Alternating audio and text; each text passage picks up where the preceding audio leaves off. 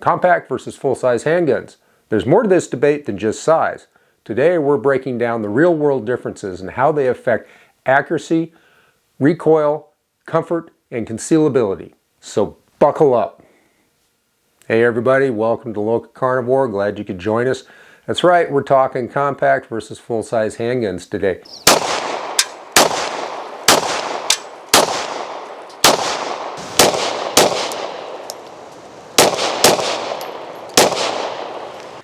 Is this still a relevant topic in 2025? Well, you're darn right it is, because they're still full-size and they're still compact handguns, and they both exist for a reason. They are useful in certain given situations depending on your particular needs. And I know that people, I get questions all the time about, should I carry a big gun or a small gun, a little teeny tiny gun, a little mouse gun? What's the best thing to carry? And so we're going to break all that down for you. We're going to deconstruct that today so that you can make a decision that is right for you on what type and size of handgun you should carry. So make sure you stick with us all the way through the video, because we're going to have good information from start to finish. And another thing, of course, we do need a big like on this video. Give us a thumbs up. And if you don't mind, we do want you on the LocaCarnivore team, so please subscribe. And don't forget to ring that notification bell so you won't miss any of our great videos. And another thing, you really need to share this video. It's your one way to tell the world that you want to continue to see gun-related and hunting-related type content, such as what we produce here at LocaCarnivore. So if you share, that'll mean that there's going to be more for you in the future. If you don't share, this entire market segment of videos is eventually probably going to die away, because there is a lot of effort out there right now to tamp us down and make sure that we don't exist anymore. So it's up to you to make sure that you can have the content you want to see. Now we're going to divide this video into three major segments. So if there's a particular area that you want to concentrate on, you can certainly go find that segment and pay just attention to that. I think that will help you if you have a specific question in that area. Otherwise, the video itself will give you a very good overview, because we're going to break it down, like I said, into three segments. And what are those segments, LocaCarnivore? Well, tell the folks there, Johnny. First of all, it's going to be concealability. We're going to talk about all the factors of full-size versus compact and what that means for concealing that handgun, EDC, that sort of fun stuff. Second of all will be the performance. And that is how a compact versus a full-size gun does perform in the field, and how that might limit or improve your ability to hit in a gunfight in a hurry. Then we're going to talk about full-size versus compact and how that affects things like home defense. So if you're interested in those sorts of things, we'll be talking about that, and that'll be in section 3. Then we'll give you the takeaways at the end so you get the overall view, and we'll tell you really basically how to decide whether you should have a compact or a full-size handgun. Now, let's lay some ground rules here. Let's get our definition straight on what is a full-size versus a compact gun. And frankly, there's actually three different categories now, in my opinion. There's full-size, compact, what used to be called compact, and now subcompact or micro. So let's talk about those three things and why those different categories came about. All the guns have been safety checked, of course. This is a good example of a full-size gun. This is a Glock 20. It's in 10mm. They also make this called the Glock G21 in 45 ACP. But it is for a striker fire gun, it is a large frame gun. This thing is quite big. We're talking almost a 5-inch barrel here, roughly about 4.5 inches. The grip length is quite long. As you can see, I can get my whole hand on the gun. And let me kind of pivot around here. As you can see, hopefully you can get the whole hand on the gun. There's plenty of grip area down below my little pinky. Now we can also talk about a compact gun.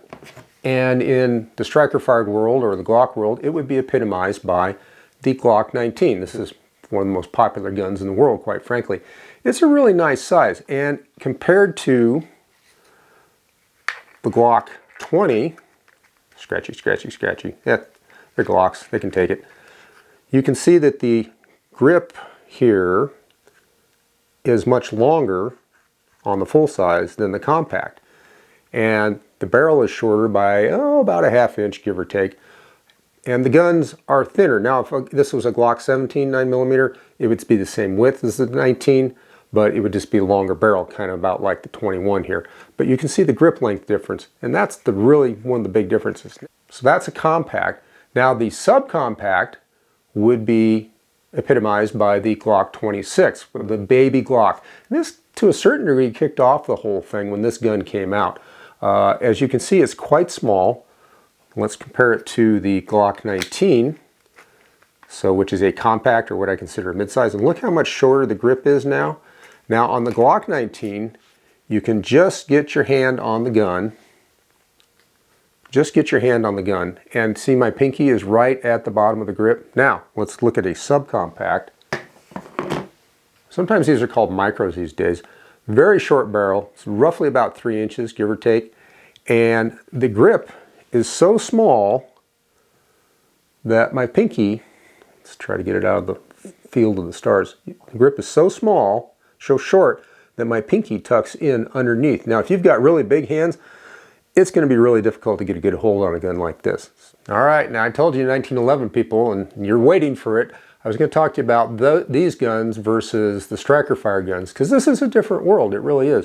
The way the guns are set up, the weight, the size, everything is different enough to where this is its own little universe. Now the 1911 pistol, this is a government model, if you will, quote unquote. And as you can see, it's got the full-size grip. Sorry, I'm trying to have to bend out of the way here, but I found out that putting things up against this the field of the stars on the flag, and no, I'm not taking the flag down, so that's a non-starter. At any rate, you can see that the grip is longer than my finger, and if you have really big hands, you're going to find that your little finger probably hits just at the base of the magazine plate, right at the bottom there. But it's a good-sized gun. It's a single stack, so we're going to talk about that here in a second. But it's a single stack gun. Yes, there are the 2011 double stacks. No, I'm not going to show you one, but you can imagine that a big, oversized, super fat 1911, what that's going to look like. So this is the full size, the government model. Now the next size down, what would be considered a compact, would be what Colt called the Commander originally. This happens to be a Springfield, so we can't call it a Commander per se, because that's a Colt brand. But this is what would be essentially the Commander size. So we have a full-size grip still, and you can see same grip, but the barrel is shorter. Instead of 5 inches, it's 3/4 of an inch shorter at 4.25 inches, 4.25 inches. So that's a little bit shorter. Personally, I love the Commander 1911 because I think it's the perfect size. You still get a full grip, so you can put your hand on it and get a proper firing grip, but the barrel is shorter to the point where it doesn't affect reliability, and it's still easy enough to shoot, but I really like this size. Now there's also the officer's ACP, or the officer's model that Colt came out with, and that is a super compact gun. I'll show you a picture of it there. And the grip is shorter by 1 round, so it holds 6 instead of 7. So flashing back here, flash back out of the picture of the officer's model, and just compare it to the full-size grip on the Commander. The grip on the officers, and I did have one at one point. I had an actual Colt officer's ACP. It's gone bye-bye, but at any rate, that grip came right to my little finger, so it's 1 round short. So it did make for a shorter grip. So let's talk to concealability. It makes sense. It is far easier to conceal something like this little baby Glock, than it is to conceal something like this, a full-size 1911. You just compare the two guns and it becomes obvious. You've got a very short barrel, you've got a grip that's not going to poke out from under your shirt as easily, and the overall gun is just smaller and lighter. So it makes sense that smaller is easier to conceal and larger is not as easy to conceal. Now, however, it can be done. If you want to carry a full-size gun, like under light clothing in the summer, I did do a video recently about doing just that, carrying full-size in the summer. And the link is down in the description. I invite you to go check that out if you want a deep dive, because we're just doing an overview on concealability here today. So go check that video out. But the smaller gun is going to be easier to conceal. It's just that simple. It's just physics. And when we get into the section coming up here on performance, we're going to talk about why you might want to carry a full-size versus a subcompact or a compact, even though the small gun, is easier to conceal. So we're going to deal with that in the next section coming up, so make sure you stay with us on it. Now the smaller gun is also lighter, and let's talk about that for a second. This is a full-size all-steel 1911, empty. It weighs 39 ounces. That's a chunk. That's several pounds of gun. And then you put the ammo in the thing, it is a very heavy gun. Something like this little baby Glock, this Glock 26, it weighs, compared to the full-size government model in all steel, a little polymer gun like this, it weighs next to nothing. And that's a big difference when you're carrying these guns all day, even if you've got a good holster setup. That weight just slowly wears you down. And yeah, everybody's going, oh, you need to be in shape, and if you're just in shape and you're a real man, it's not a big deal. Well, I'll tell you what, I've carried both of these types of guns, and I've carried them for quite a while. And at the end of the day, this big gun, when you take it off, it's actually a relief to get the thing off. Versus this little one, it's like, it's just not a big thing. It just kind of goes away. And you pretty much, you almost forget you have the gun on if you're doing it right. So there is a big difference as far as the comfort and whether or not how the gun is going to wear on you day in and day out. So if you choose a big size gun like this, be prepared for the fact you're going to have to deal with that weight and that bulk. Now, if you have like back problems or something like that, or you've had perhaps an abdominal injury or surgeries or something, and so that extra pressure and that extra weight pushing down on your hips and on your back, and the pressure needed to, cinch that belt up tight enough to hold the heavy gun in snugly so it's not like kind of wiggling around, that can make a big difference. So for some people, the smaller, lighter gun may be the only choice, quite frankly. So you're going to have to kind of make up your minds. However, you can carry, like I said, the big gun well and carry it concealed well if you do it right. But the little gun's going to make it a lot easier. Now, where you carry the gun on your body is going to have a lot of effect on whether or not you want a compact or a full-size gun. Now, if you carry on your hip, on the traditional 4-o'clock position, that's real good for big, heavy guns, quite frankly. For those of you who are carrying appendix, and by the way, I did do a recent video on is appendix carry stupid or not. You might want to check that out, do a deep dive on that. Again, the link's down in the description. But if you're carrying appendix, you're going to want a small gun like this. But the idea of the long grip and the short barrel appeals to the appendix carry people. And it's not a bad idea necessarily for carrying on your hip or something like that, especially if you're in a horizontal shoulder holster. And I did another video on shoulder holsters, links down there too. Go ahead and check that out if you want a deep dive on shoulder holsters. But that short barrel, especially with a horizontal shoulder holster, is going to make a big difference if it's down here kind of poking out the back of your shirt or your jacket. Big difference. All right, let's move into the performance section. Before we get rolling on that, we got to do the shameless plug. We do have a Patreon. We'd really appreciate your support. Links in the description. Go help us out. If you want more content, go over to our website, LocaCarnivore.com. And while you are there, please hit the store tab at the top so you can get some really nice LocaCarnivore merchandise, help support the channel. And remember, by supporting us and the other channels that produce this type of content, i.e. gun-related, hunting-related, stuff like that, by supporting us, you make sure that you continue to have content that you want to watch. So it's just very simple. That's what's in it for you. Now let's talk about performance as far as a compact versus a full-size gun and what that's going to mean to you. Well, first of all, let's talk recoil management. Now, grip length and grip size play an important role in managing the recoil of a gun, particularly if you move into a somewhat heavier caliber like 10mm or 45 ACP versus 9mm or something like that with less recoil. Now, I put 40 still in the higher recoil because it's a high pressure round, and they are snappy, especially when they're in a 9mm size platform. So the basic idea is that the bigger gun is, it's going to be heavier with just a longer slide and just more mass. It's going to be a heavier gun, and weight dampens recoil. And grip length dampens recoil, because if this is the Glock 19, as you can see, you can just get your thumb or your pinky on that thumb. You can get your pinky on that and get a reasonable grip. But that's for me. Now, if you've got a really big hand, this is going to be a hard gun to keep a hold of. Versus if you've got a gun where you can get all of your hand on the gun, all of your hand on the grip, that's going to make a substantial difference in your ability to manage the recoil of this gun. And then, of course, if you go into a subcompact gun, a micro like this Glock 26, compare that to the Glock 19, with your pinky underneath this, and yeah, it's a lightweight gun, and it's really easy to carry, and it's fun to carry basically. But when it comes to shooting, it's a more difficult proposition to keep on target. Another thing to consider in performance is accuracy. And there's a big debate out there about whether a long barrel is more accurate than a short barrel gun. And frankly, they're both accurate. I'll tell you why. If you put these guns in static test rigs where the human is not part of the equation in a ransom rest or something like that, short barrel guns can be amazingly accurate. I've had any number of guns that have been short barreled and they are very accurate guns. So don't think that the short barrel means it's an inaccurate gun. Here's where that myth got started. The basic fact is that with a longer barrel, you have a longer sight radius, distance between the rear and the front sight.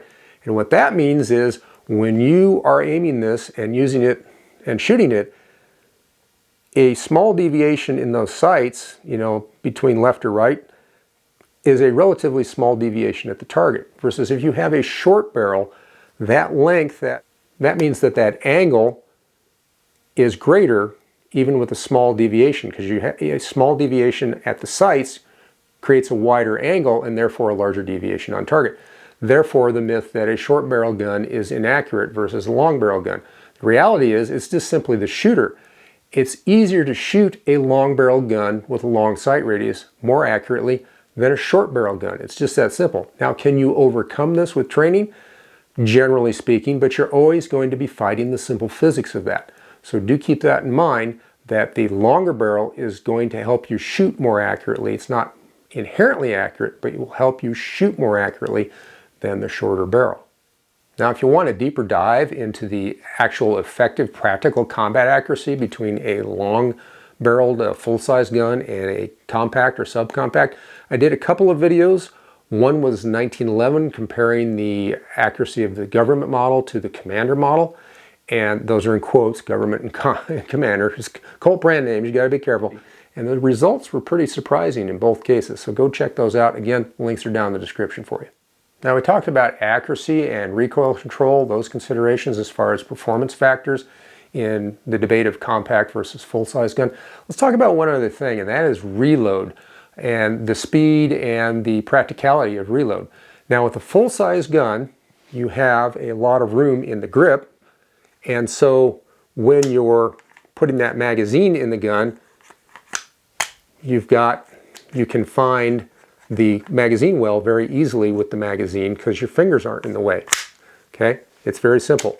The magazine has more room and you're not going to pinch your finger. Now, this is a Glock 19. I showed you a Glock 20, which is the full-size gun. This is a Glock 19, which is the mid-size or compact gun. And as you can see, there's still room to my little finger, but I'm getting a lot closer. So you can see that as the frame gets shorter, the grip frame gets shorter, that there's less room between your reloading hand and your gun hand. And there's more interference there. And that could potentially create a problem with getting that magazine in there and seated correctly. That's the main thing, is getting that magazine seated in there. So you really got to give it a slap if you don't have a lot of room. But if you have a subcompact or a micro where your little finger tucks in underneath the grip, now that becomes a real problem, because the magazine, you have to get your little finger out of the way. And if you are in a hurry and you forget to do that, you haven't trained, that's going to block the magazine from seating. That's going to be a real problem. And as you see, you have to pull your little finger, and even actually my ring finger has to come out of the way a little bit to make sure that there's enough room to get that magazine seated. And now my wrists, this wrist is banging into this wrist as well. Big problem. All right, let's talk about home defense and whether a full-size gun or a compact is better, or is there any real difference.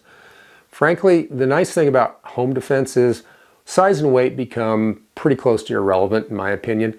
Unless you're carrying the gun around with you all day long in your home, which some people do, and that's fine. Then you're going to have to refer back to our original concealed carry section earlier in the video and just go with those principles. But the nice thing is, for most home guns, this gun is not going to be on your person all the time. So what are the basic needs for a home defense gun? Well, in my opinion, since you can have a bigger gun, go with the bigger gun. If this is all you have, though, it's your one gun for your carry and you also use it at home, well, that's fine too. But the nice thing is, if it's like a Glock or something like this Glock, you can put a larger magazine in the thing. Like if it's a Glock 26, you could put the magazine from a Glock 19 or a Glock 17 or whatever you wanted in that, because we're not worried about concealability. However, if just having a full-size gun is the great way to go, because you want as much capacity as you can practically have or legally have in the gun. So the full-size gun is the best way to go. Plus, The full-size gun has more room than the tiny gun to put like a weapon light on there, or a laser, any of these other accessories, whatever you want. So that's something to think about. So basically, for home defense, in my opinion, the full-size gun is the way to go, unless, of course, this is the only gun you have, in which case the first rule of gunfights applies. Always have a gun. All right, we thrashed this subject from front to back, basically, as far as compact versus full-size handguns. So what's the final takeaway on this thing? Is there an answer to this problem? Frankly, no. That's the reason why there are still full-size guns on the market, and compact and subcompact, micro, and even mouse guns on the market. Different horses for different courses, as they used to say. Each one is a tool to solve a particular problem. Now, in the main, I'll give you some basic rules of thumb, though. In the main, you want as large a gun as you can practically carry, especially with a full-size grip. And if I have the choice between carrying like a subcompact or a full-size gun, and I can do it, I am going to carry that full-size gun. Particularly like if it's a single stack. I really like the 1911 platform because it is so thin and it makes inside the waistband carry, but with a full-size gun, much more comfortable than a double stack. Yes, I'm giving up some ammo capacity. So again, there's no perfect answer. You are going to have to determine your particular needs. Are you in a threat environment that requires high magazine capacity? Well, then you're going to need a double stack gun, and probably with a full-size frame on it to carry as much ammo as possible. Are you going to be in an environment where the gun absolutely cannot be detected? It just has to be concealed completely and can never ever be seen, or it doesn't print, it doesn't flash, it doesn't do anything.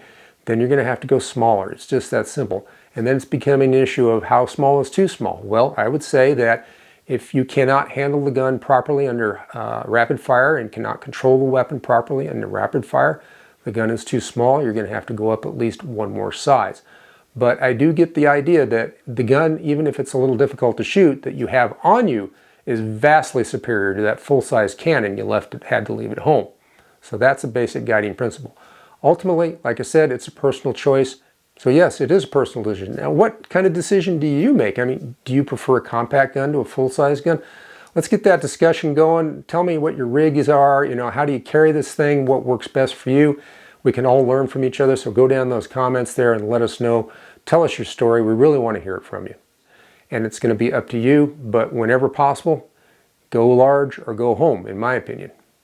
Well, there you go. Everything you ever possibly want to know about full-size versus compact handguns. And I'm kidding, of course. I mean, it's just an overview.